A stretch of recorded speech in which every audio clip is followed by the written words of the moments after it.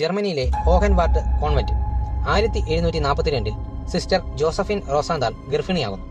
ഒരു പരിശോധനയ്ക്ക് ശേഷം അവൾ കന്യകയാണെന്ന് തെളിയുന്നു. ഗർഭിണിയായതിന്റെ 8-ാം മാസം തന്നെ റോസാന്താൾ ഒരു പെൺകുഞ്ഞിന് ജന്മം നൽകുകയും പിന്നീട് രക്തസ്രാവം നിലയ്ക്കാത്തതിനെ തുടർന്ന് റോസാന്താൾ മരണപ്പെടുകയും ചെയ്തു. മാസം തികയാതെ പ്രസവിച്ചുവെങ്കിലും ആ നവജാത ശിശു മരണത്തെ തന്നെ അതിജീവിച്ച് വളർന്നു. ആ ശിശുവിന് മരിയ റോസാന്താൾ എന്ന് നാമകരണവും ചെയ്യുന്നു. കോൺവെന്റിൽ ജനിച്ചതിനാൽ തന്നെ പ്രായപൂർത്തിയായതിനു ശേഷം അവൾ ഒരു കന്യാസ്ത്രീയായി തന്നെയാണ് വളർന്നത്.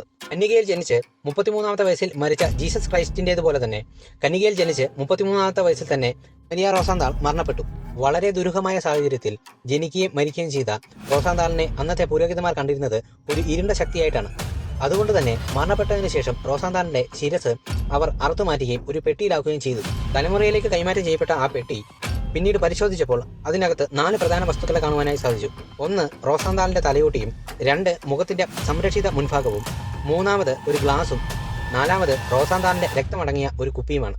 പിന്നീട് ആ കോൺവെന്റിൽ വളരെ വിചിത്രമായ സംഭവങ്ങൾ നടന്നതായി പറയപ്പെടുന്നു. എല്ലാ വർഷവും റോസാന്താൾ മരിച്ച ആ ഡേറ്റ് ആകുമ്പോൾ കോൺവെന്റിനുള്ളിൽ വളരെ വികൃതമായ ഒരു കന്യാസ്ത്രീയുടെ രൂപം കണ്ടതായി പറയപ്പെടുന്നു.